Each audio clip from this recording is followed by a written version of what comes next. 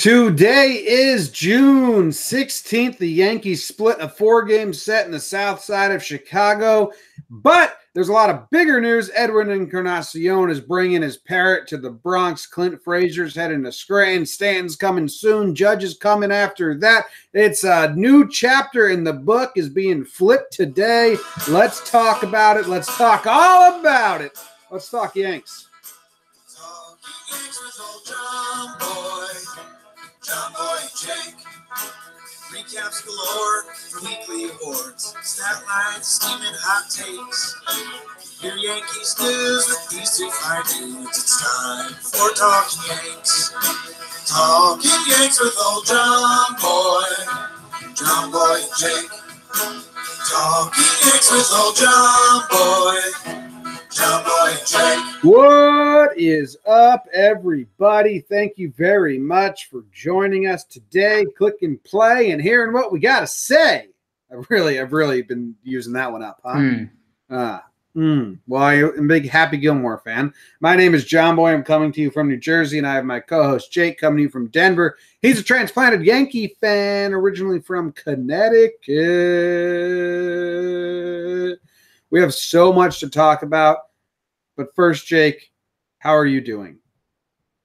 I'm doing well, James. I'm doing well. You and I talked briefly before today's game, and we were like, holy smokes, are we even going to be able to talk about the games? And we were like, well, the best case scenario is that the Yanks just get a nice, easy win today. So we could just say we split the series, kind of move on and talk about everything else.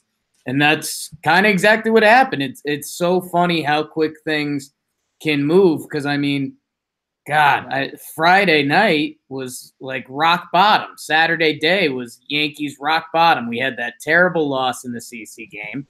Our pitching's bad. Everyone's bad. We lose. We suck. And then we trade for the best home run hitter this decade, and we win a couple baseball games, and now it's just a totally different outlook. So I'm good, man. Had a fun weekend. Got to wear a silly outfit. Celebrated Heather's birthday a little bit Saturday night.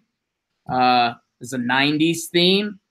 So I put on like a dumb AC Slater type outfit. I'm rolling with the half shirts, man. It's my new look this summer. Why didn't you dress up like a character from Heather's, the movie? So I thought my other option for an outfit was dressing like I was 90 years old and flipping the script on it, but I didn't really have a good outfit for that. So cut up another T-shirt. So that's something I do. That's a good joke. Has that been done in a TV show or anything like that? Like I don't know. Like you'd think so, right? You'd think that had to be done in like a New Girl episode or something lame like that. Well, I like New Girl, but that is pretty funny if you're like, it's 90s themes, you come with like a cane and a walker, you're like, welcome. If I had a cane and a wig, I would have been all in on it. But instead, you said it was 90s.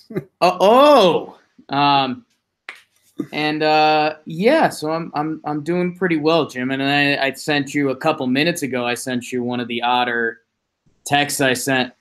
I texted you verbatim. Yeah, I didn't know what this all meant. Yeah, I'm in a big drinks area right now. Yeah, I just ignored that. Because it was like, I think it was the 8th inning, and I was like, damn, we got a podcast and we got to bring the noise. So I was like, all right, I got to drink up. So I had a little bit of water, and then I ran out. I got a Gatorade, and then I got a coffee too. So I drinked up, and now I'm ready to go. And then you kind of did the same thing. Yeah, I got a Gatorade. What I do at the liquor store by me, they don't sell like things I like. So what I do is I buy a Gatorade and a 5-hour energy, and then I drink a mouthful of the Gatorade. Then I dump the 5-hour energy inside the Gatorade, spike it, and then I just casually drink that. Nice. There we go. You've been rocking that Luke Voigt hat a lot. You're digging now. Well, Affordable Jerseys sent it to me for free. Nice. And they sent some like dad style one of Yogi and Jorge, who I gave that to Katie. And I don't know where my Algary one is. I just kind of wear whatever hat I can find. Yeah. This has been closest for a while. That's been the closest hat. All right. How are you doing outside of that? I'm good, man. Like you said, this has now become an exciting time in Yankee land. Like I said, we are turning to the next chapter, and Yes. we're kind of like we came up to the halfway point on the season early. It almost feels like. Like remember all that survive, get healthy stuff. Like not only did we survive, we kind of conquered while hurt. We survived, we thrived, Jim. Yeah, that's what it is. But now we have a really tough set of games coming up. But Cashman has just made this like Stan's coming back. This trade just happened. And now 2 days ago, I was like, oh shit, we got this coming up. And now I'm gung-ho. I'm like, yeah, baby, let's fucking go. And it's so weird because we played the worst. The Yankees, I say we. People get annoyed by that, but who cares? The Yankees played the worst game of their season in this series. Yeah. That the Friday CC game. Yeah, it doesn't get much worse than that. And Jim, I love the way you said it because we mentioned the chapters. I think it was after the Blue Jays series. We were like, what is the next chapter going to be for this team? Mm-hmm. And I think we basically floated around. So we win that Red Sox series. And that was kind of like, that was the turning of the page of the injury chapter. We go on that road trip and it's just bleh against the Blue Jays, Indians, then the Mets and the White Sox. So, I mean, it's been like 2 weeks of we were wondering what the next chapter is. And now it's like set in stone. Yeah, it's going to be exciting. We'll see how it plays out, but it's like, it's healthy. Yeah. This is full strength.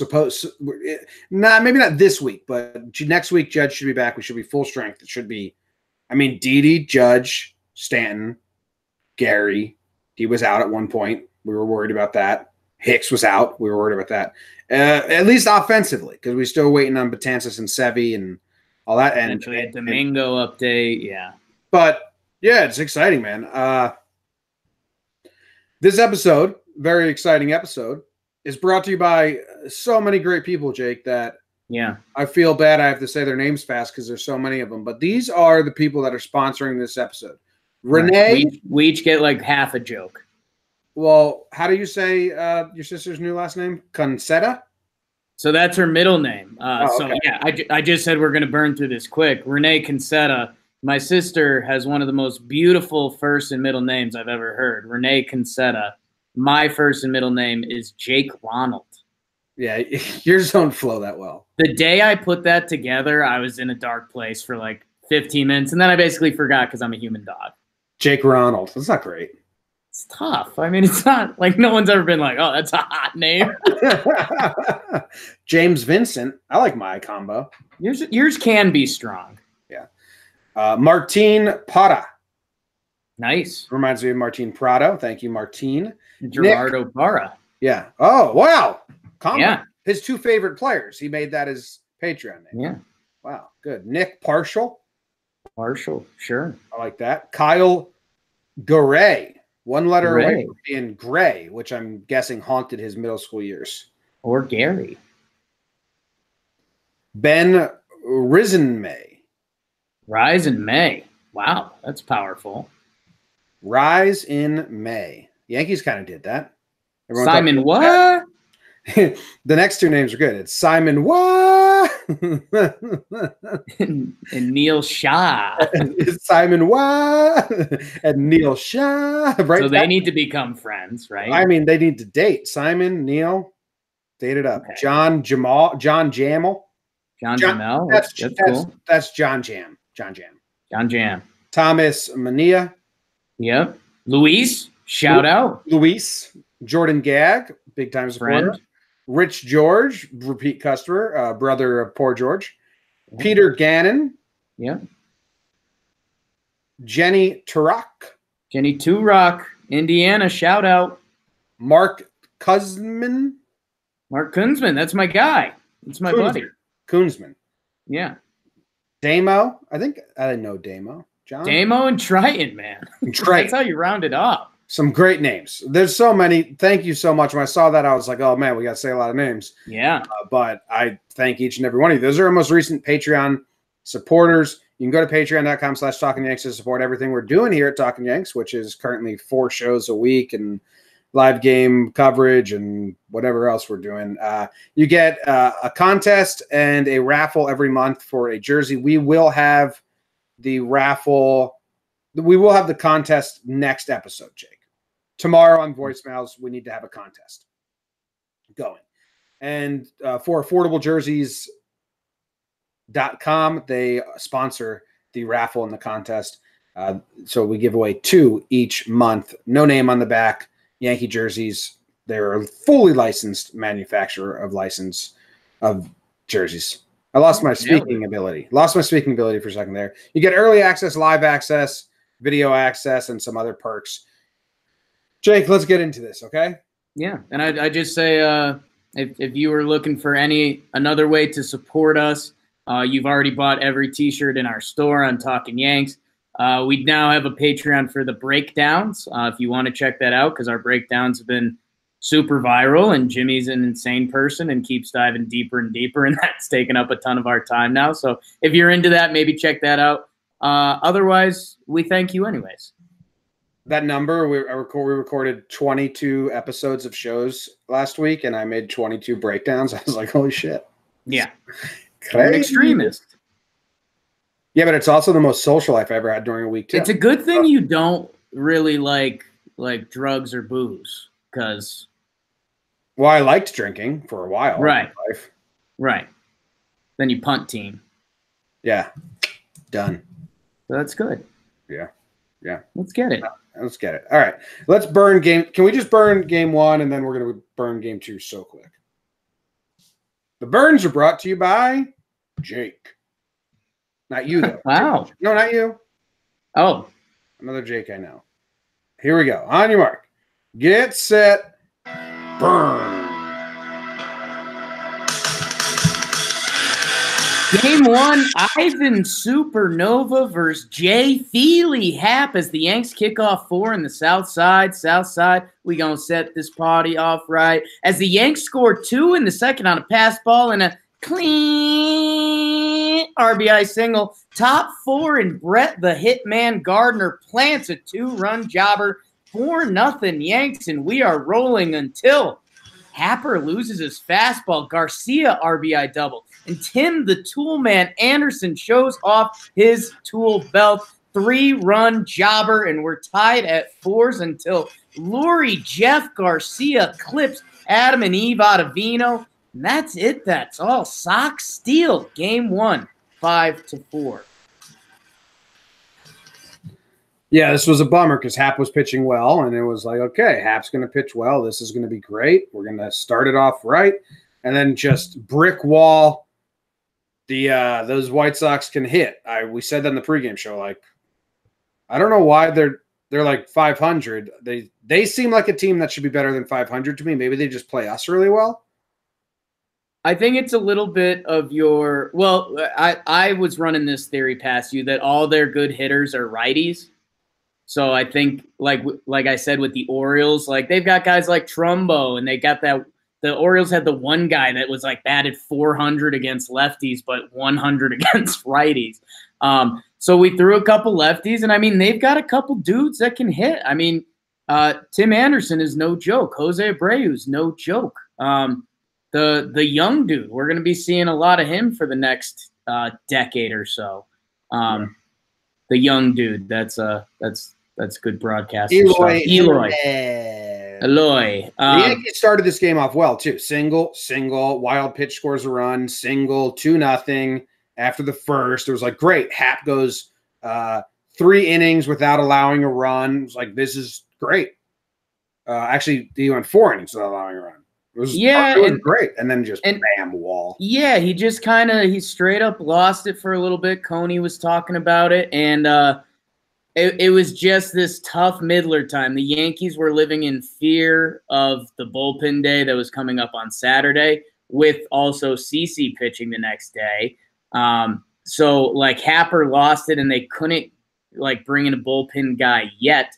And Tim Anderson has crazy numbers against Hap. So it was just kind of this perfect storm that came together. Hap was really solid up until that point. And yeah, so then he ends up giving up the 4 spot. We're locked up at 4s, and then Vino gets clipped. And in a performance where he didn't. I think you had a good tweet about it. Like you haven't seen a pitcher that like he can tell when he doesn't have his A stuff, and he's like crap. It feels like Adam Ottavino built a lab, like the Trevor Bauer story, but he built a lab in New York City, and he knows his pitches and his movement and his releases like so well that it almost feels like when he doesn't have his stuff, you can see him say, "Don't have my stuff today, not going to be good." Yeah. And like, there's no fixing it. Just don't have my stuff, not going to be good. That's like, well, all right, how about we grind down a little bit, Like, yeah. what's your fallback plan? And his body language sometimes just looks like, is what it is, didn't have it today. And when he's on, he's on. I don't know. That was just like a feeling I got.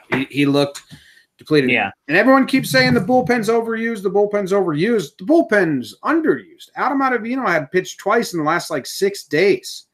This is one of those. The starting pitchers haven't gone deep, Jake. But this is one of those things that Yankee fans have latched onto that isn't really true. Right. Like we have no one in the top 25 for innings pitched in the league. No reliever. Yep. We only have one reliever in the top 25 for batters faced, and that's Luis Sessa. So who cares if he's getting overused? Well, in blowouts. And we don't have a single reliever that has thrown 2 days in a row. 3 days, yeah. More than 2 days in a row. You're right. Yeah. Obviously, yeah. So, like, I think they're too rested. I was going to freak out if they didn't pitch Britton game 4, but they did. I thought they should have pitched him this game. But Ottavino gets popped by Laurie, and it's just a real bummer of a game. Yeah, and the dude who closed it out's name was Bummer. Yeah, the guy literally named Bummer out of their bullpen. But yeah, and I mean it's almost even tougher in hindsight because of how negative things got Friday night and Saturday morning before the game. That you look back now that we won the final 2 games, and you're like, damn, I mean, if we won game 1, would have won 3 out of 4. And like all this kind of crazy energy we have would have just like a little more of a slight multiplier. But baseball, Susan. Let's move on to game 2 because we got so much stuff to talk about. We got to power through. On your mark, get set,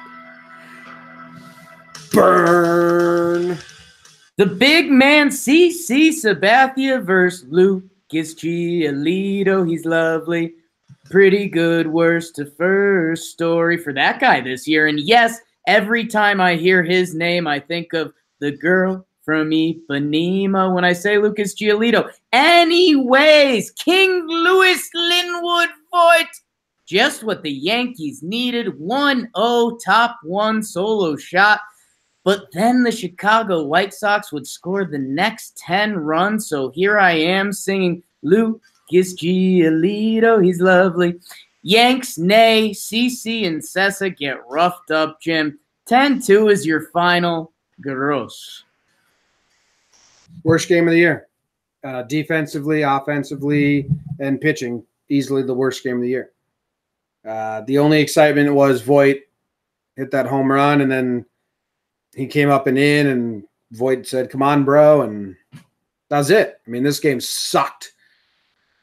Defensively was like the worst. Like Gio looked bad, Glaber looked bad, CC looked really bad. They were getting soft hits, they were getting hard hits, they were just getting hits. I think CC gave up 10 hits. Yeah. I mean, I don't even. That's all I have to say about it. Chalk it up to a bad loss, unless you have more, or you want to talk about the Voigt stuff a little bit. Yeah, I guess that is a topic. CC said after the game like he didn't have a feel for his cutter at all, which is basically like his go-to pitch.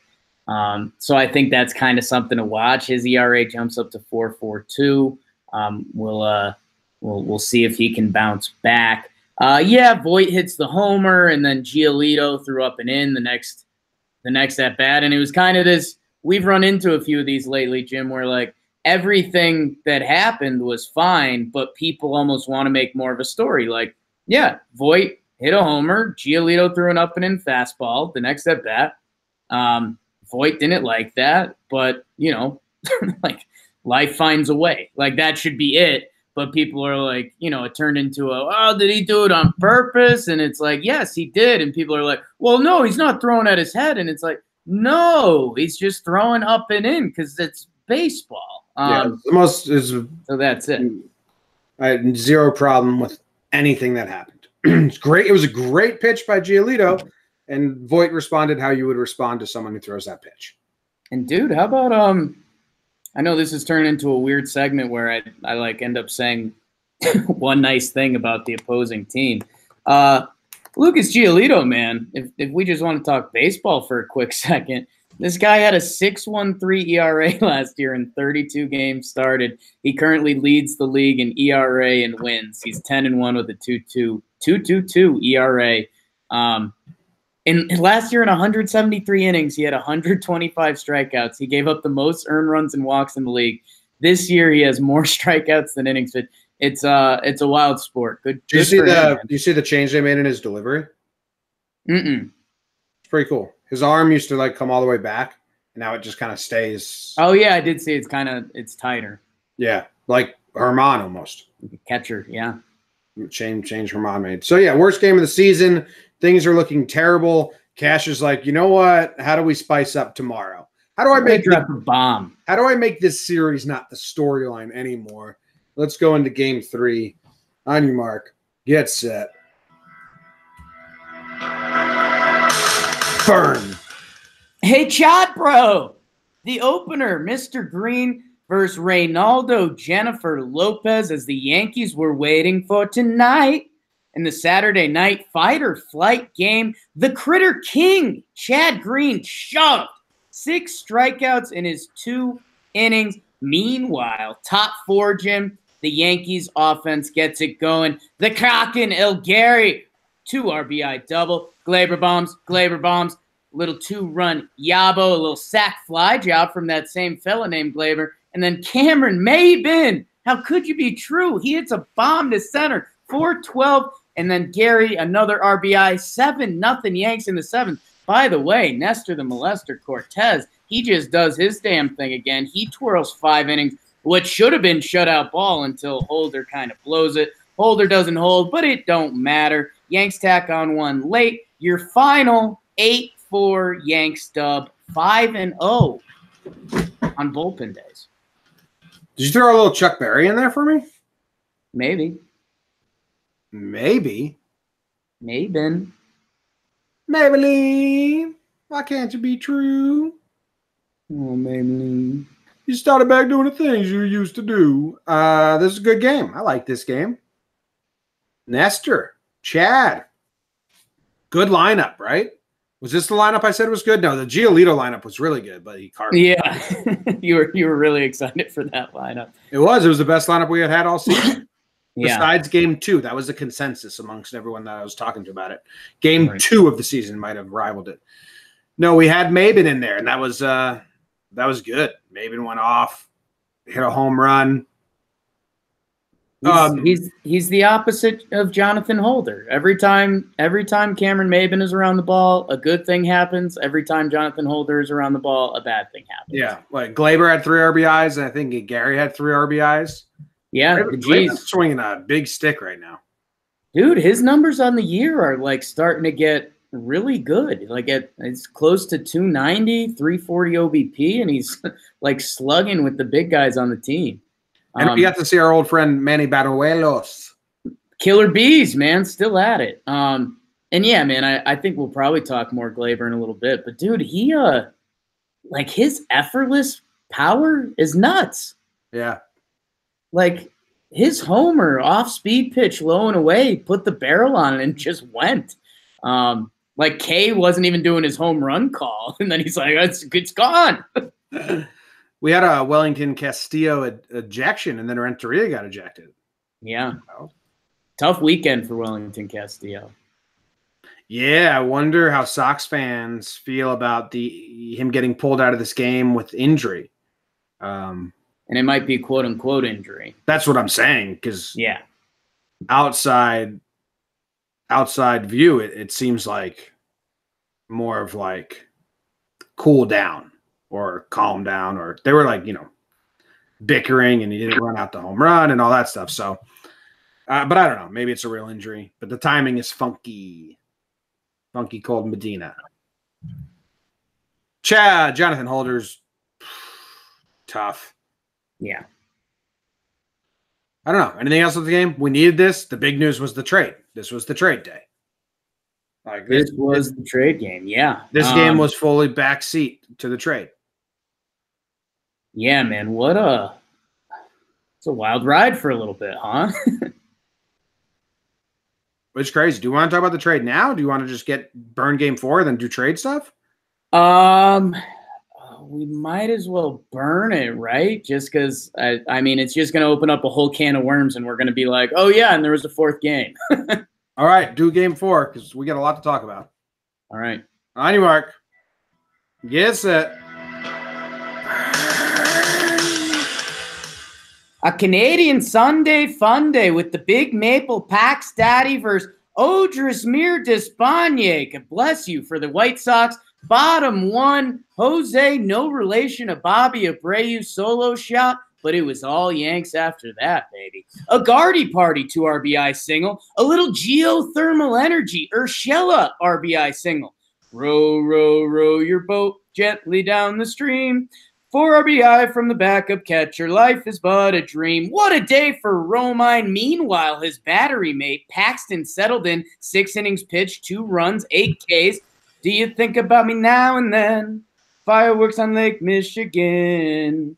Cameron Maben's coming home again. Another solo shot. Couple more late Gardy ribbies, because why not? Pax to Hale to Britain. Yanks win 10-3. Split the 4-game set against the White Sox. This was the perfect game. The White Sox kind of gave it to us, it seemed. Like that pitcher sucked, and they just said, no, we need 100 pitches out of you or whatever. Yeah, and how funny was it that his first time through the lineup, he was kind of fun and cool. He does all the, like, tricks, the smoke and mirrors. It turned into that. It's the scene from 300 again. He did smoke and mirrors for the first time through the lineup, and then they just slaughtered them. Yeah. He was pulling out every trick in the book. He was doing the slow step. He was doing quick pitches. He had the El Duque leg kick. He did a little Louis T out sometimes. So Omar Despaigne was pretty entertaining for a little bit. I had like someone turn to me like, man, this guy's dominating us. And he had gotten 7 outs, Jake. Yeah. He had gotten 7 outs, and I think I got a couple. People were like, it's dominating us. And I responded, I was like, it's 7 outs. You can't, no one can dominate anyone for 7 outs. Maybe a reliever. Starting pitchers don't get credit. If you like strike it, if you do what Chad Green did, kind of. I mean, didn't this happen the other day? This happened in when we played the Cleveland Indians, the game we won that series, right? That pitcher looked so good in the first inning.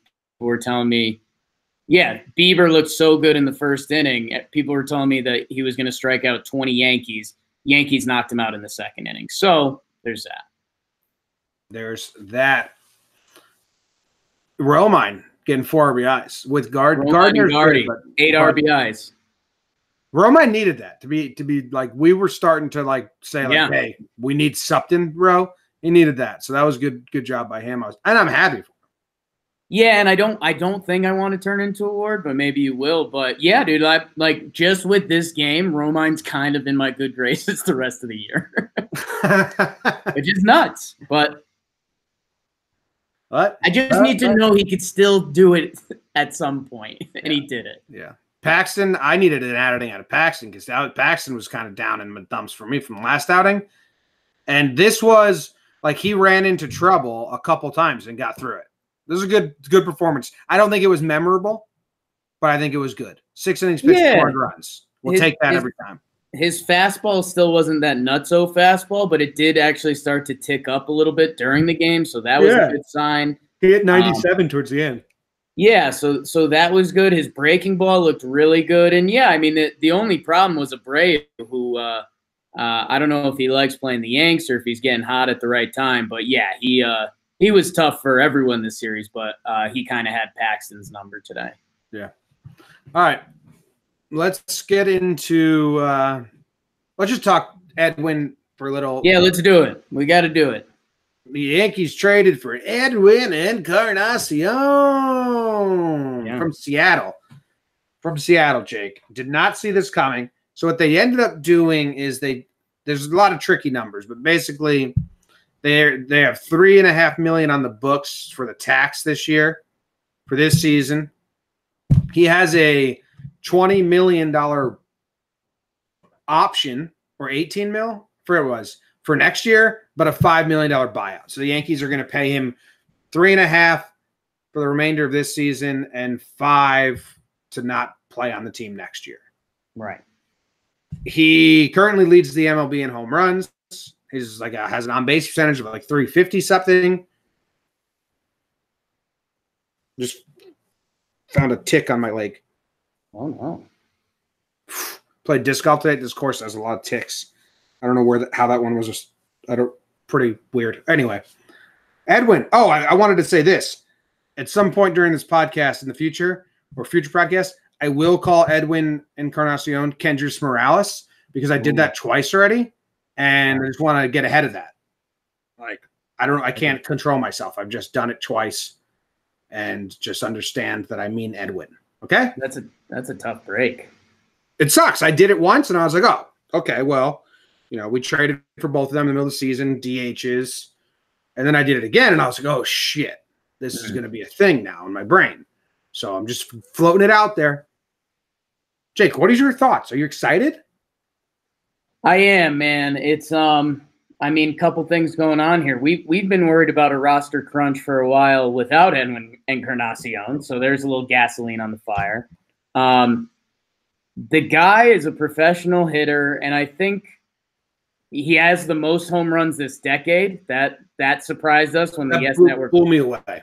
When the Yes Network busted out that stat, they showed all the home run leaders from each decade. I mean, we're talking McGuire, A-Rod, and now Edwin Encarnacion. And he's just been consistently good. And I think the bigger thing that you and I kind of like, and it's a word we said a lot last year, we haven't said this year, but it's when guys are a threat and they scare you. Like it used to be when Gary was hurt last year, we were like, yo, Gary, we just need you to get to the point where you're like a threat again. And Edwin Encarnacion, when he's at the plate, he is always a threat. He's a big dude. He's going to be locking up the DH spot. I looked at his last – I pulled the Rays. I looked at his last 162 games played. I hated this. Yeah, the third of the season from this year and a chunk of last year. But 252 batting average, 356 OBP, 43 home runs, and 132 RBI. So the guy's a mauler, man. It's crazy. He's going to lock up the DH spot. Clint got moved, sent down because of this. But the whole there's Maben and Tauchman are next, unless they want to go to a 4-man bench. Stan's coming back on Tuesday. I'm guessing that's the easy Tauchman decision. There's so much. And that's I want to jump in there, Jim, because I think the Clint Frazier news took everyone by storm a little bit. But I literally, when I came down the stairs in my building to come into the room that I podcast in, the light bulb just clicked. Like, they're going to play Edwin Encarnacion. And he's going to DH, and Clint or Tauchman was going to be a backup player. And this is what we've been saying for weeks now, that Clint doesn't offer anything as a backup player. They can't use him as a defensive sub or anything like that. So, and again, we're going to laugh a little bit. Like, if you're still hot that Clint got sent down, it was either today or Tuesday. So I thought there was a chance that he might be kept around until Judge. I didn't think there was a chance, but a lot of people did, and maybe the DFA may have been before getting rid of Clint. I didn't think they were going to do that. But Jake, I'll say this. Yeah, I understand people are saying, well, yeah, they sent Clint down because they want him to get everyday at bats right away. It's one game. Sending Clint down first allows him to get one more game in the minors than if not. Whereas the message of sending Clint down before Tauchman is pretty shitty. for just one game of playing time, he's the first to go on the roster crunch. Talkman just got called up 5 games ago. Like, there is something about that, and I think that is pretty shitty. Well, I think there could be a little residual from the whole Clint situation. I think there's a lot, and it's not just one. But no, I'm pretty locked into, like, it was Clint or Talkman, and they were going to be a bench player. And who's the better bench player? It's Mike Talkman. I know, but we're talking about one game. Yeah. I think the Yankees are always like doing good by players. They didn't really do good by Clint in this move, like his public image. They're doing good by Talkman. He gets another MLB paycheck. That's what I'm saying. That's my point. It was a weird decision. It makes sense. Clint's needs everyday playing time. Needs everyday playing time in the field. Clint was not going to play versus the Rays or Houston coming up because we have the DH locked up, and Clint can't play the field in important games versus division rivals. Yeah. He did his post-game interview. Zillow was right next to him. Did you see that? No. So Zillow was right next to Clint. Zillow is the PR director. He's the godfather. He's the one that crafts the message and trains the players and all that stuff. So I was wondering if they're going to do an on-camera interview. I guess Zillow made Clint, which is like a real shitty. Like, remember if they had cameras on Wade when he had his pitchy interview in spring, that would have been bad. They put the cameras in front of Clint. He answered everything pretty well. But the one thing that caught me off guard was he said, "What did Boone tell you?" And Boone said, Clint said, Boone said, "This is reality," which that seems harsh. Boone's such a bedside manner guy. You would think it, but who knows what's getting told and not told from that whole grapevine. But yeah, he was sad, and I would be sad if I was Clint as well. Yeah, I mean, anyone put yourself in those shoes. And I think that's what we were worried about as Yankee fans. I think I sent Lindsay Adler a DM just to be like, yo, like anything happened.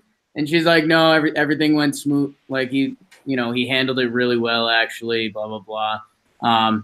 But I don't know. It's just from what we know about Clint, like we've been having this conversation for weeks now.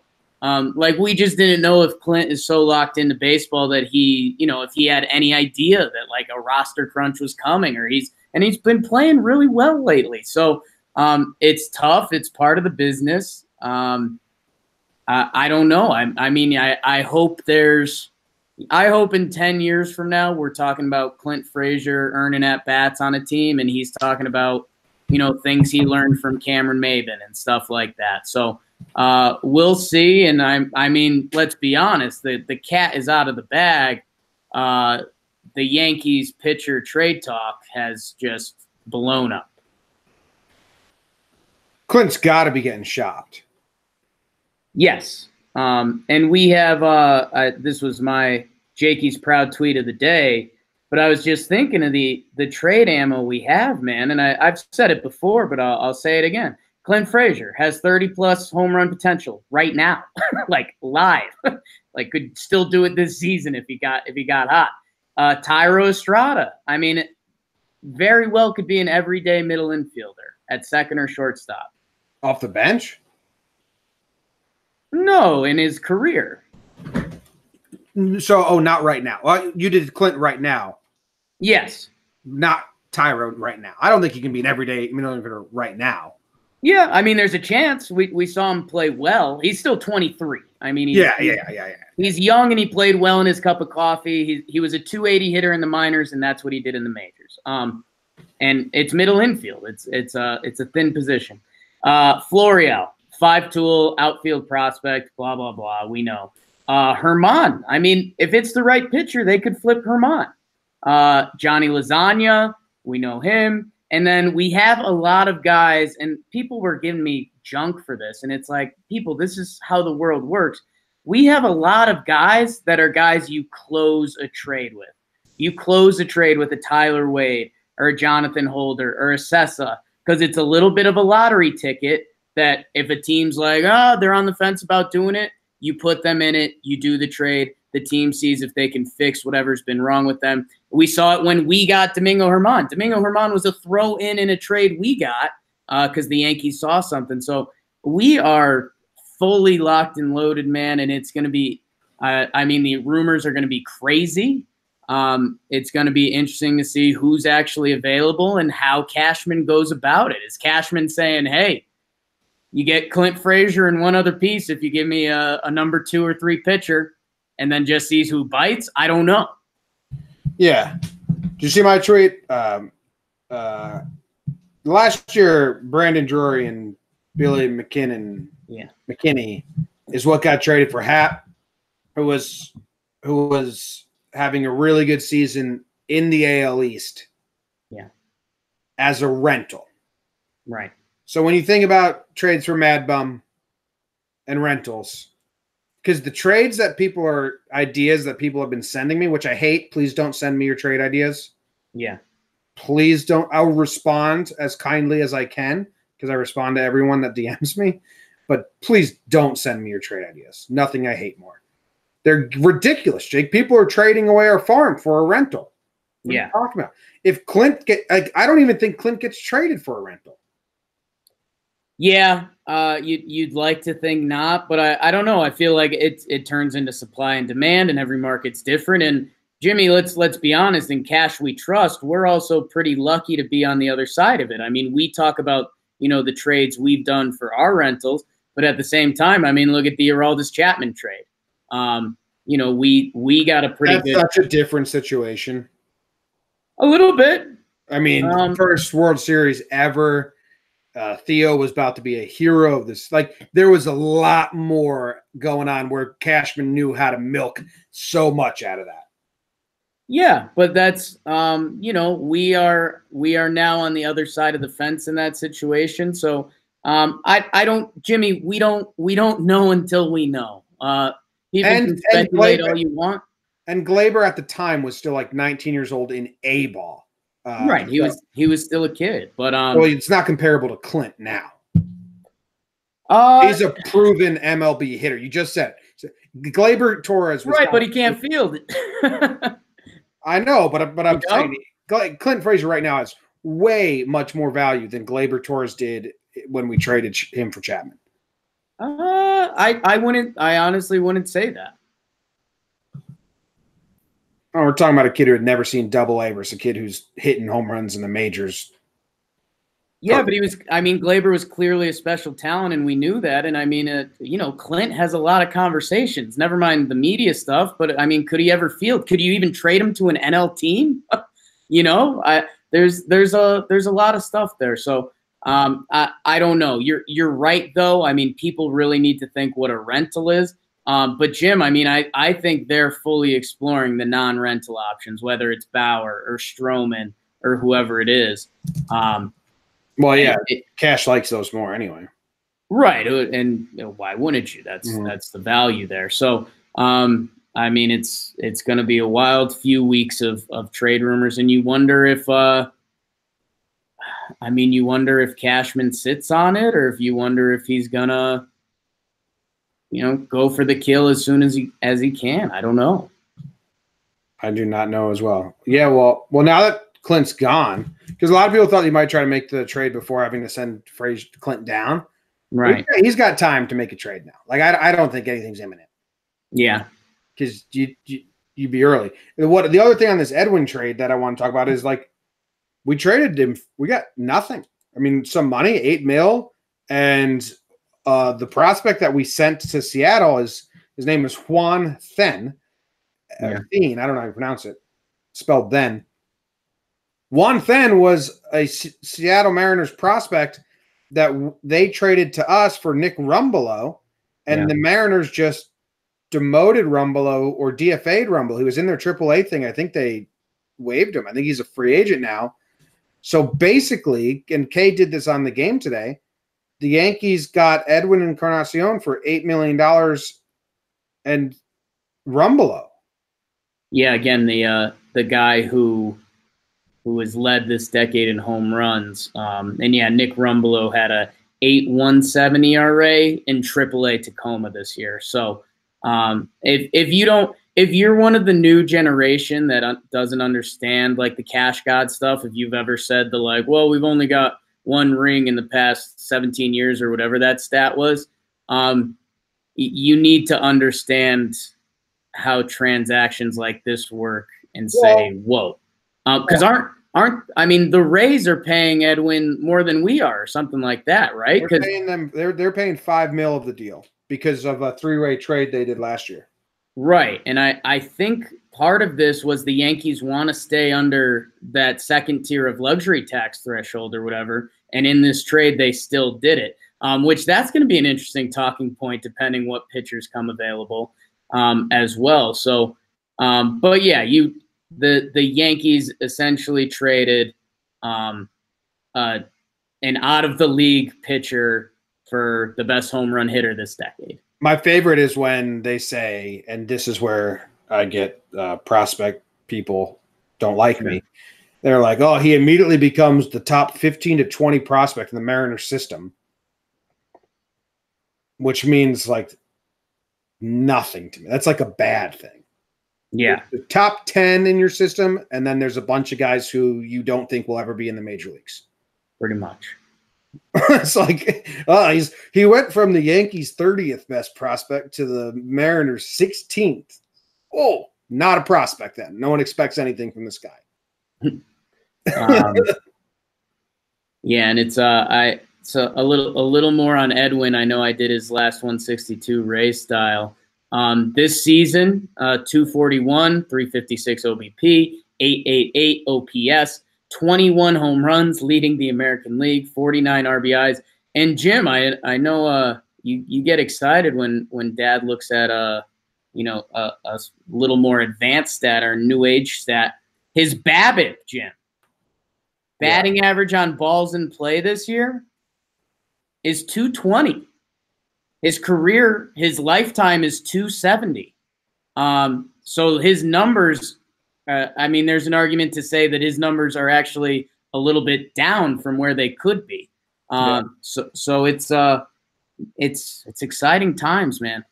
I made the mistake of I worded a tweet terribly. I said he's looked miserable in Seattle, and I didn't mean his play. I know that he's playing, like hitting a lot of home runs and doing good. But if you watched a Seattle game or you ask any Seattle fans, he's wanted out so bad. I think that's why this trade happened early. Like his body language, I did a breakdown of one play, and I was like, holy shit. Like as I was watching like all the plays and grabbing footage, it was like Edwin is miserable right now. And then on YouTube, I have all these people, and they're like, yeah, it got posted in like the Seattle subreddit, and they were like, yeah, Edwin hates it here.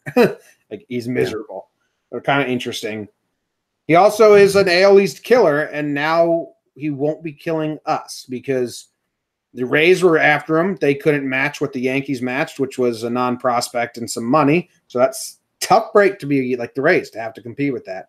Yeah. The Red Sox, I think, are completely fine with not winning this year and just like rolling the dice with what they have. So, but maybe they would have tried to get him, or Houston might have tried to get him, and now we have him. So it's fucking crazy that in a week the Yankees are adding Judge, Stanton, and Edwin Encarnacion to the lineup.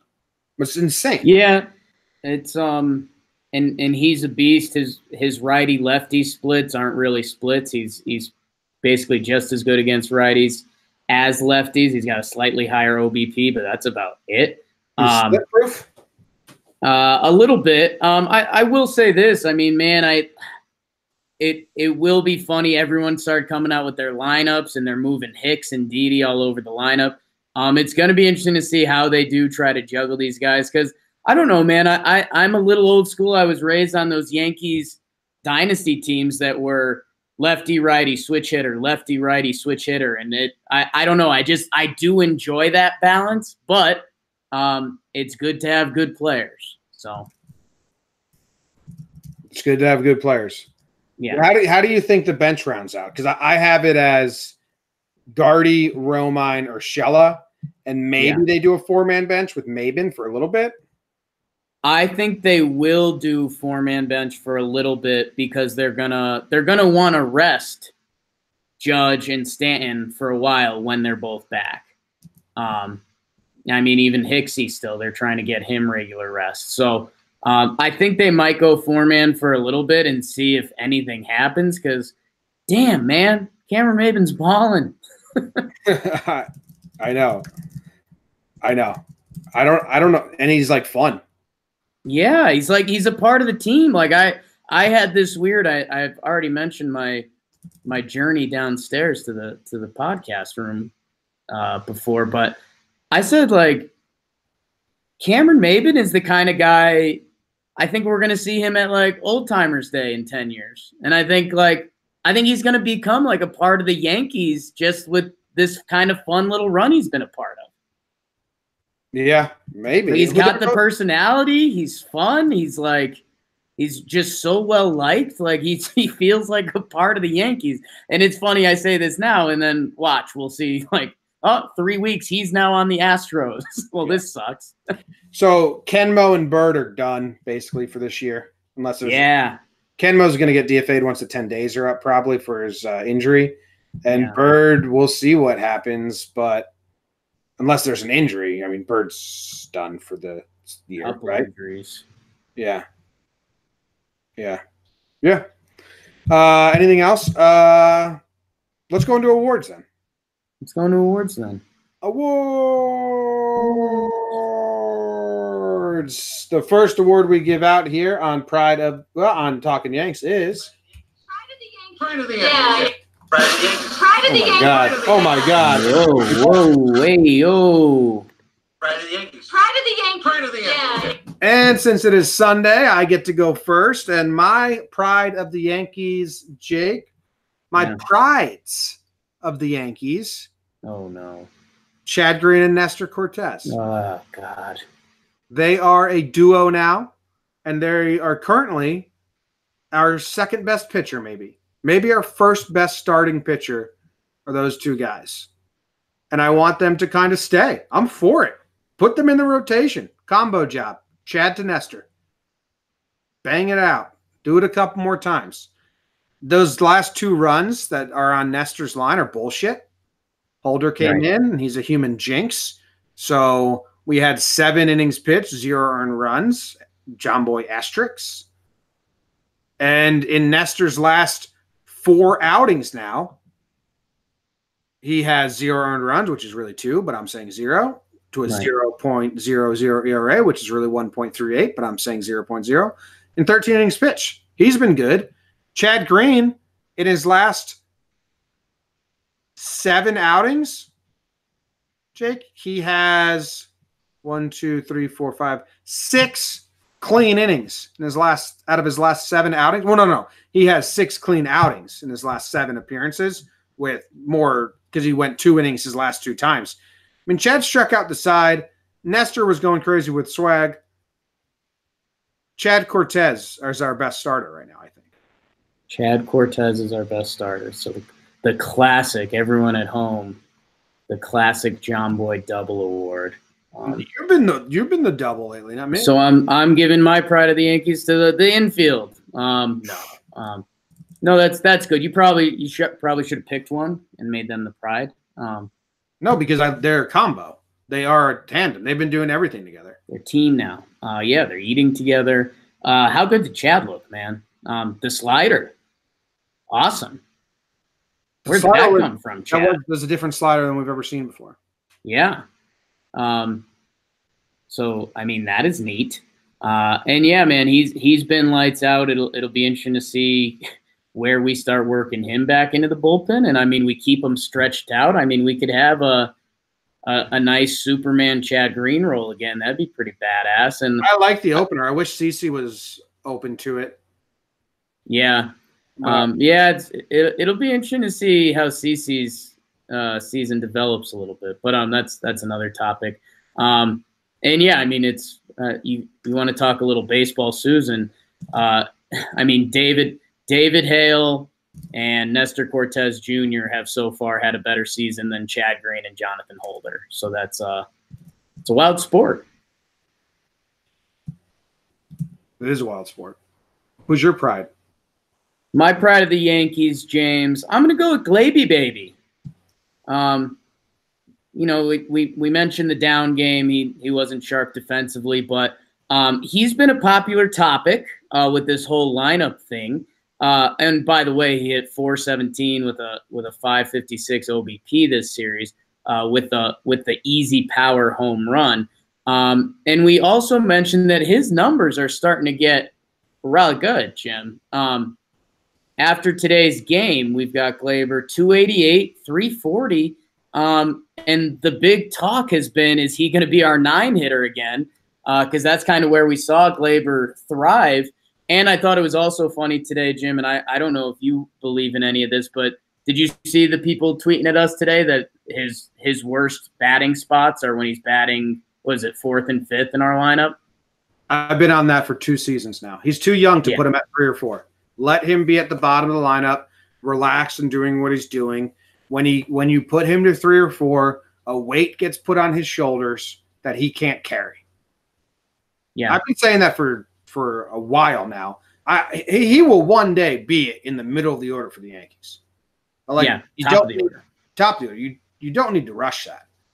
He thrives 6 through 9. I mean, he batting 4th, 102 at bats. He's got a 206 batting average. Batting 5th, 276. Batting 3rd, 167. Batting 6th, 345. Batting 9th, 282. And so, yeah, it's funny. I think people might be surprised because we're normally not big batting order guys, but it's kind of a different mantra. He's a young guy. We don't need him there. He can do other things. So I think he's going to end up becoming the second leadoff guy in that 9 spot. And I mean, that was when we went on our crazy run last year. That's when this lineup, Jim, Operation Death Star, the lineup's there. When we have the lineup, and it is, I'm just going to go around the infield. DJ, Didi, Gleyber, Voit, Hicks, Stanton, Judge, Morales. When those are the 9 hitters, yeah, I'd love it. Just have Boone pick out of a hat every game. Who the fuck? You just called Edwin Morales. I did? Yeah. I'm glad I warned everyone. It sucks. I can't stop it. I don't know what happened. I feel like my dad. He gets the name wrong in his head, and it's just bam. Stuck. I'm happy I warned everyone. What a good job by me getting ahead of the ball on that one. Anyway, pick out of a hat and just throw it down. I don't care what order those guys are in. They're all good. All right. We're going motherfucker now? Yeah. Next award. You Yankee motherfucker. Mine is CC Sabathia. Yeah. Brutal outing from CC. Getting hit all over. And it's the second start in a row where he's like, I had nothing. Yeah. And that's kind of scary because the first one, you're like, all right, I had nothing. And maybe it's like, you don't need to make any corrections. Just an off day, get back out there. And then now 2 times in a row, now you got the gears spinning like, okay, what's wrong? Is this his knee? Can he make corrections from this? What's happening? You know what I mean? So I'm not worried. I don't think any of it's damning. Like we need a pitcher, but people are acting like CC and Happ are going to be god awful for the rest of the year. I see them both being like what they are for the majority of the season in a good way. That was a terrible outing by CC. So he gets the award today. Yeah, and it's kind of what I mentioned before. This is twice that we've heard he just hasn't had it, and I don't know. It's when you're talking an older player, Father Time is undefeated. It'll be interesting to see. I mean, if he has another just dull start, you'd think that CC's the type of competitor that he'd almost be like, maybe I need a break or something like that. It'll be interesting to see. Again, I mean, we could easily come back next series and be like, wow, CC had one of those starts where he did strike out 10 Rays or something like that. But, I mean, he deserved it for this one. He didn't have his stuff. And, Jim, he's given up gopher balls at a crazy rate. He's last year, over 153 innings, he gave up 19 home runs. This year in 57 innings, he's given up 15 home runs. Not good. Not good. Supposed to be soft contact. Yeah, that's I mean when he's doing it right, that's what he's good at. So it's definitely on the radar. Who's your MFer? Man, I was gonna say it's a cop out, but it's not a cop out. It's Luis Cessa, man. Yeah, I wanted him as well at one point. Oh, you were gonna double up again. We're shocked. Cessa, man. You know, we saw the spring training stuff. We saw him come out those first couple games, and we were like, all right, you know, bullpen Cessa. Maybe this is a thing. I'll tell you what, his ERA is up to 6.10, Jim. And I think the stat you said before is that he's thrown the most, or he's seen the most batters out of our bullpen, which is mostly mop-up duty, but still, a good mop-up duty could be nice. So yeah, man, I'm, you know, I think the Cessa experience is kind of over for me. I wouldn't be shocked or if or when another trade happens, if he is just tossed in there because he has to be. Or, I mean, you know, again, we're still looking for arms. So, you know, Dellen's not coming back soon. Holder's been on a hot seat. So, you know, it would probably be via trade. But I'm kind of over the Cessa experiment. His last 13 games, Jim, so we're going back to April 27th because he had a pretty good start to the season. His last 13 games, 19.2 innings, 8.69 ERA. That's bad. Hitters have a 1.034 OPS against him. So he basically turns every hitter into Mookie Betts during his MVP season last year. Well, it's nice of him. It's nice, but I mean, this is over. Oh yeah, I mean, if Nestor the molester gets sent down and Cessa stays, I may riot. I'd even take Hale over Cessa. Yeah, Hale's been solid, and I mean, have we gotten a Domingo Germán update? Because I guess he'd be the next pitcher back, right? When did I lick sand? When did you lick sand? Heavy question, man. Jason Shreve. He blew the game for the Yankees. One pitch in extra innings, just came in, one pitch. And right. Remember? Then he saved the game. Bases loaded game. That was later on. Yeah. I think I was at that game. I saw Unbelievable. Hold on. It's got to be a game he got the loss. Oh, here it is. Okay, so June 24th is when I licked sand last year, demanding that Shreve be DFA'd. Right. It was when Clint hit the speaker, and I said, if they send Clint down instead of DFAing Shreve, I'll lick the beach in protest. Right. And now we're sitting here, June 16th. Yeah. And I may, on June 24th, I may be saying the same thing. Ooh, June 24th is officially Sand Day. Like, that's get rid of Cessa, or I got to go. I'm going to lick the beach every day until you do it. I'll protest your ass. I'll do it once and I'll welch on it, but I'll lick it every day. Yeah. Until you get rid of him. So once. Because my friend Jake wants him gone. It's gone, man. I mean, how many times? Like, I have your feel back. like we just fooled ourselves again. We fooled ourselves with spring training and then a couple good appearances to start the season.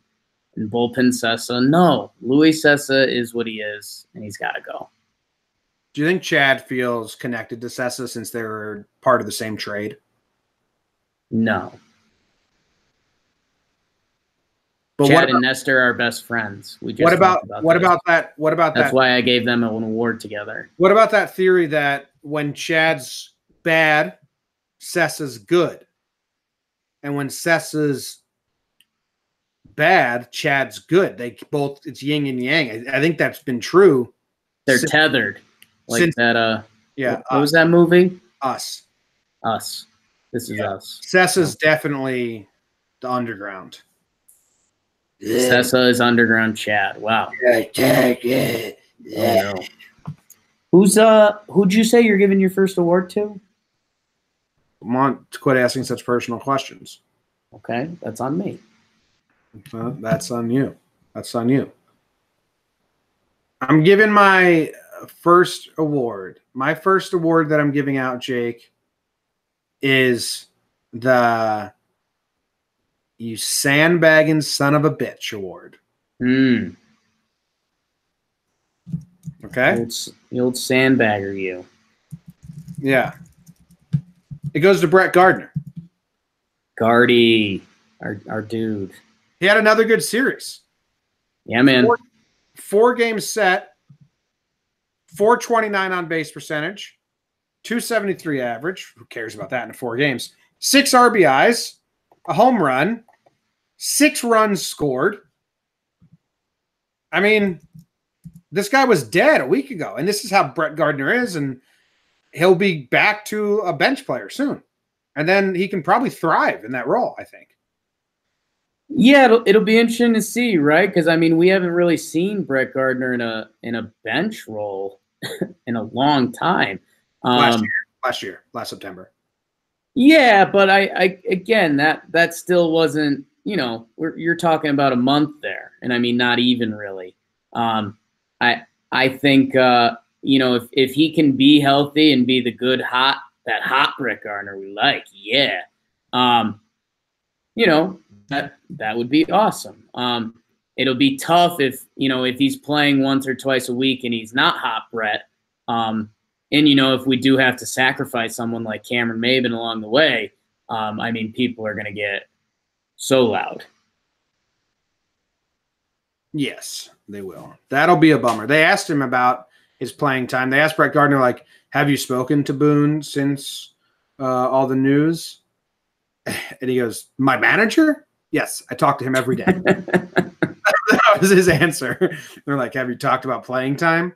He's like, oh, you never know what's going to happen. I mean, I'm sure like things were there, and every season things happen. You don't know. You know what I mean? Shit like that. But how many hits does he have in his last like handful of games? He's had a pretty good stretch here since he split his lip. So I mean, his past 24 games, Jim. So like a month of baseball. Hitting 284, 344 OBP, 912 OPS. 5 homers, couple triples, 4 doubles. So for about a month now, Brett Gardner has been a really good baseball player. Yeah, I was just going to do the last 7 games. He's got 4 home runs or 3 home runs, a 450 on base percentage, and a like 1.4 OPS. And he had a good series here. So sandbagging son of a bitch. Got everyone again. Here he is, putting the fan base through a spin cycle once again.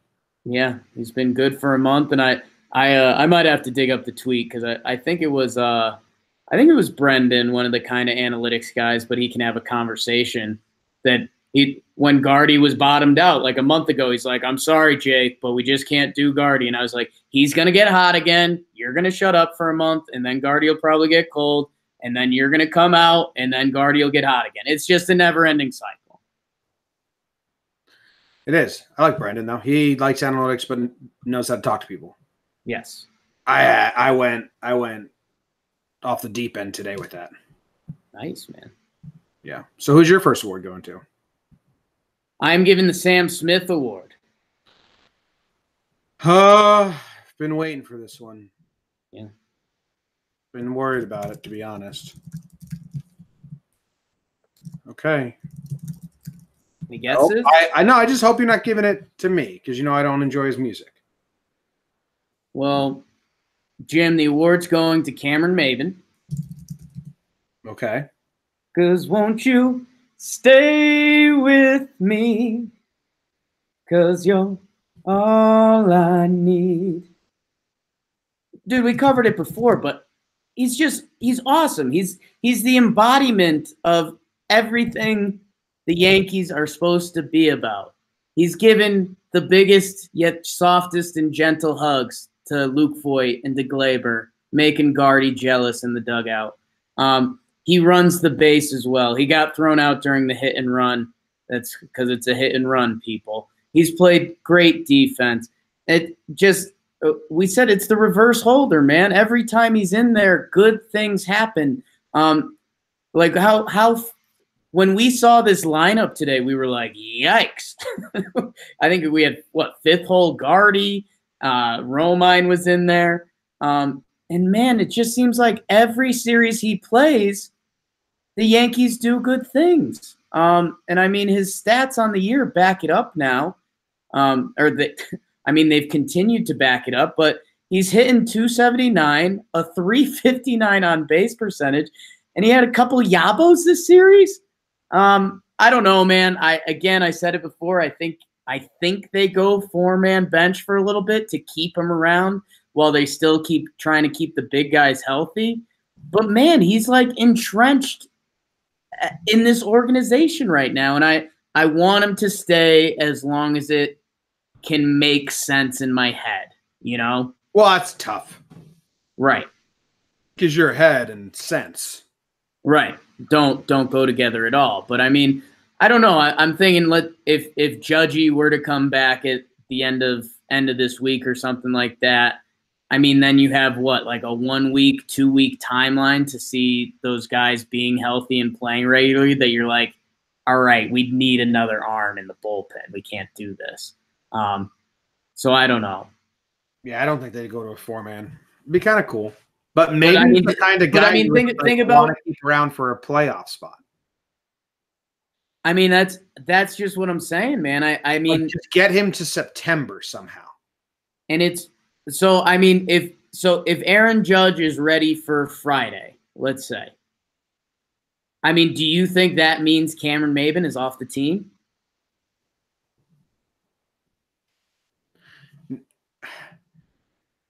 Fake injury, cess a DFA, and go 4-man bench to buy some time until you can. Like, there's got to be routes to buy time.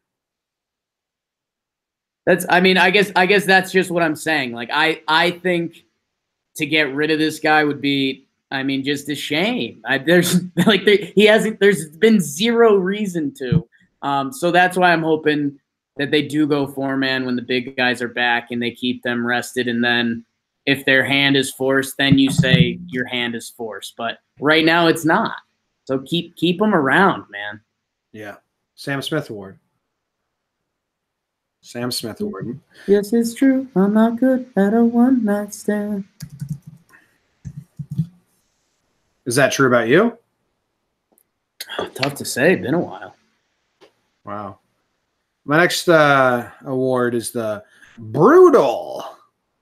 Brutal. Brutal. That's what I originally wanted to name my dog. Brutal the Doodle. It's a good That's dog. a great name. I know. Too bad you have a girlfriend that should never go for that. Yeah. Noodle. Come here, Brutal. Brutal. Yeah, that's a great dog name. I'm telling you, man. All these ideas. Who's getting the Brutal Award? Clint Frazier. He had the most hits this series. Yeah. Debatably swaying one of the better bats, Jake. Yeah. I mean, Clint in this series, he had 6 hits. He had a 353 average. He actually had 0 runs and only 1 RBI. So they were kind of just like singles here and there. But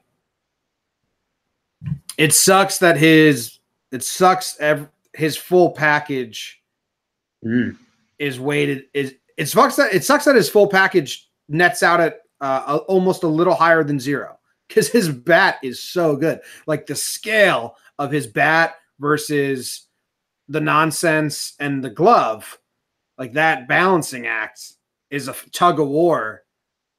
That the bat's winning, but like the nonsense and the defense are like really pulling up a fight, and it's like brutal. Good series. Walks into the office, you're sent down. Had to be blindsided. No way he thought he was going to be the first one down. Like that's where I do think it's a bad look by the Yankees to send, unless they intentionally want it to be a bad look, for Clint to be the first person down, and they can disguise it with we want him to get every day at bats right away. We're talking 1 game, folks. Yeah. 1 game. I think it's brutal. Yeah, and I mean, it's just going to be interesting. We're obviously going to get a ton of Clint updates whenever he gets a hit or whenever he has a bad play in the outfield. We're going to get big minor league updates. I mean, it's just going to be interesting. It's going He's to going be to destroy AAA pitching. it's going to be a little bit of a saga, right? It's going to be, does a trade come up soon? It's going to be, is he raking? Does everyone stay healthy? I mean, or are we going to, is it going to be a month from now and we're going to be like, Clint's been in AAA for a month. Wow. You know? Back on homegrown. Homegrown. That's tough. The path to pinstripes. The next morning, the team takes the bus to Idaho to play the blah blahs. The worst narrator in the history of narrators. I don't understand. Wow, shots fired. Yeah. But for these kids, getting to play baseball is more than just a childhood dream. It's a harsh reality. Whoa. Have you ever watched it? I don't understand why they use the narrator they use. Yeah, they're trying to go hard knocks on it. It's terrible. You get Leaf Schreiber to do it. He's awesome. Work out, pay him a couple shekels. He accepts Raiders, hard knock. I like that. Get my Gruden impression going again. Jimmy, my last award. Mm-hmm. I'm giving out the Omaha Steaks Award. Wow. Goes to Tommy Canely. I wish, although I'm sure he likes it. Jim, it's going to Luke Voigt, man. I'm giving my meat some love. Whoa. Edit that out. Whoa. Scratch that. Reverse it. Man, Louis Linwood, just another Luke Voigt series. 286 batting average, 444 OBP. He gets the one homer off of Giolito, and we mentioned how good of a year that guy's having. 4 walks, casual. And Jim, I mean, I know, and I don't want to throw you under the bus here. You're not the biggest fan of Edwin's parrot celebration. I am now. Okay, now that he's on the Yankees, you're all in on it. I thought it was pretty annoying before. Okay. Do you know the origin of it? He grew up playing baseball with a parrot on his shoulder. No. Wow. Be dumber, Jake. Okay. He would hit a grand slam, but he didn't know if it was going to go over the wall, so he was chugging, and he almost slipped rounding first base, and he was off balance. So to avoid himself from like tumbling, he put his arm up to balance himself out, and then he kind of just got stuck in that position as he was rounding second, and then he just stayed there until he high-fived the third base coach, and all the Blue Jay teammates were like, dude, that looked cool. You should do that more often. So then he started doing it, and then someone on Twitter like photoshopped a parrot onto his arm. Now it's called Walking the Parrot. That's the origin. Not great. You would hope it would be something like I kind of like that. No, it needed to be more zany. Something like, oh, I love birds. Like I want him to have like a parrot friend that helps him hit. Well, yeah, he grew up playing with a parrot on his shoulder. But where Luke Voigt has continued to raking, part of the reason I gave him the award was just because we hadn't mentioned him yet. And like I mentioned earlier this year, and Jimmy laughed at me, looking like he could be your all-star starter at first base. But we're about to get some meaty celebrations, Jim. I mean, Edwin's coming through. He's not a celebrator. We got the big guys coming through. Oh, Voigt likes getting meaty, though. He likes getting the hugs from Maben. And, I mean, now the big boys are coming, so get ready for some meaty celebrations. They asked Paxton about Edwin. He's like, he's a quiet guy. He brings it every day, but he's pretty quiet. I think he's a Gary type. Yeah, he gets cute. He's not cute. But there's going to be a lot of meat in that dugout. He's going to have to shave that chin strap. Yeah. You okay with that? So are you, right? You're going to do it for the fans. I don't know, chin strap. Big one. No. Yeah.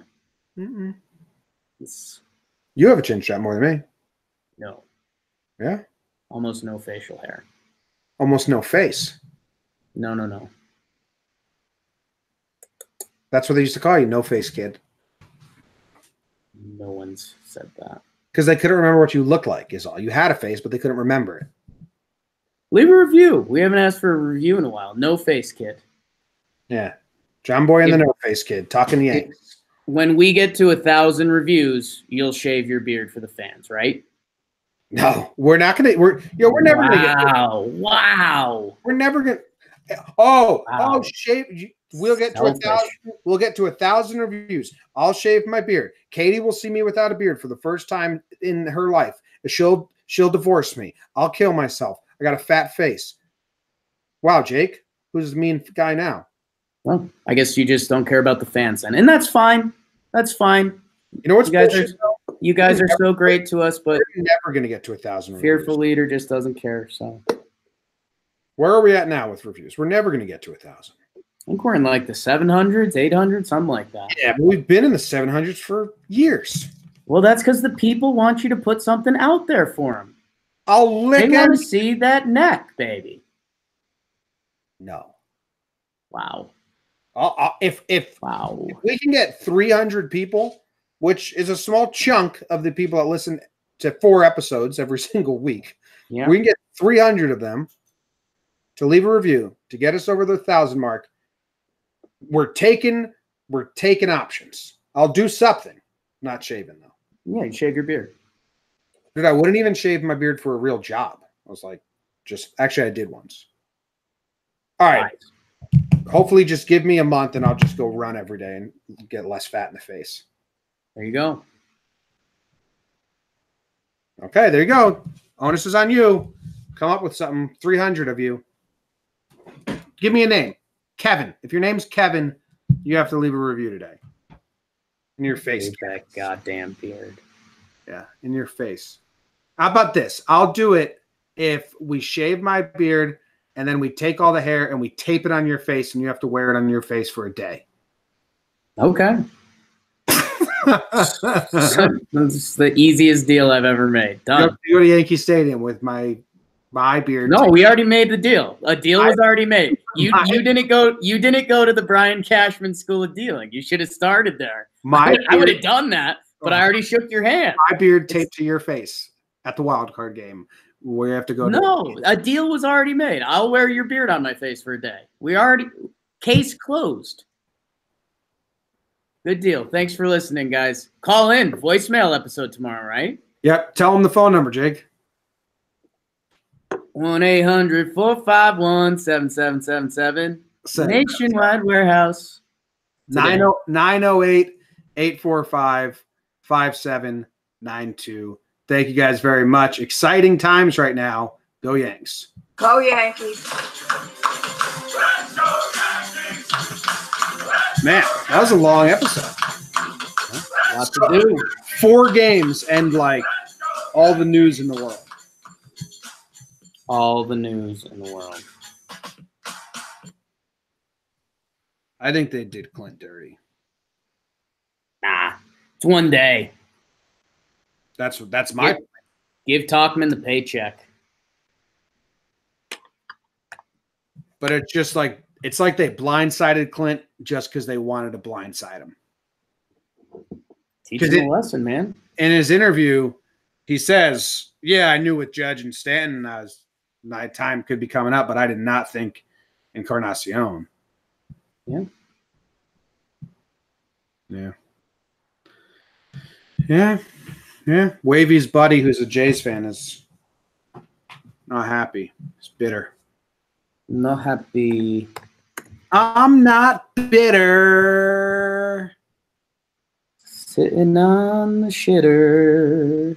I said, wow, Talkman over Clint. Quote tweet. And this guy is acting like I'm saying Talkman's better than Clint. And he's like, wow. It's like, how could you misunderstand that? Yeah. People. What's wrong with your brain? Hello, McFly. What's wrong with your brain?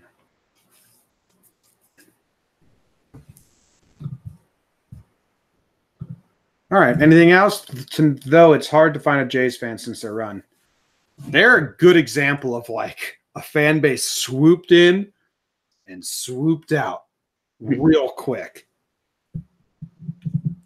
I don't mean it in like a shit talking or negative way, but like the Astros. They grew a fan base quickly, but now they're sticking around. I guess the Astros are still good.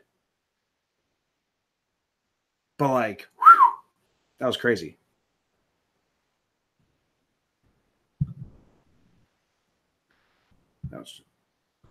Some kid asked me, like, do you hate anything more than you hate Clint?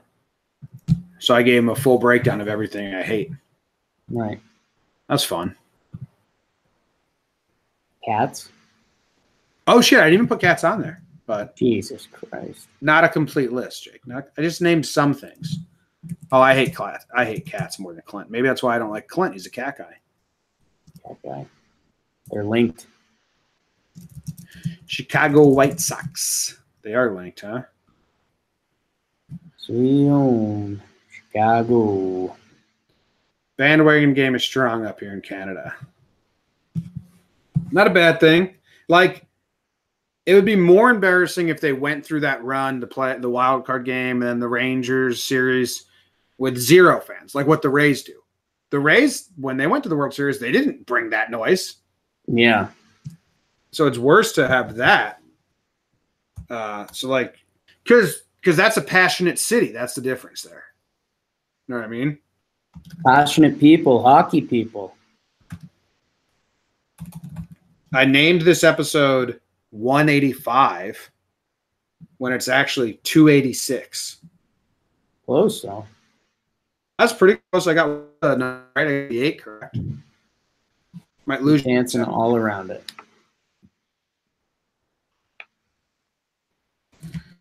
All right. Well, Patreon people watching the video and hanging out with us, we appreciate you a whole bunch. Just a whole bunch of appreciation. I'm going on. Dude, I think this radio call I'm doing with Ass Man is like national Sirius radio. Nice. Kind of cool. Cosmo Kramer, the ass. Hope I don't blow it. Oh, Yeah, dude, it's tough. So he wants to ask me about he wants to ask me about Encarnacion. I'm fucking definitely gonna call him Morales. Oh no, Jim. How bad is that? Just like have his player page in front of you. Yeah. Or just call him like Ease or something. Yeah, I gotta go EE. Hey, I'll just go Edwin. I'll just go first name basis. Yeah. Just not Morales. I know, right?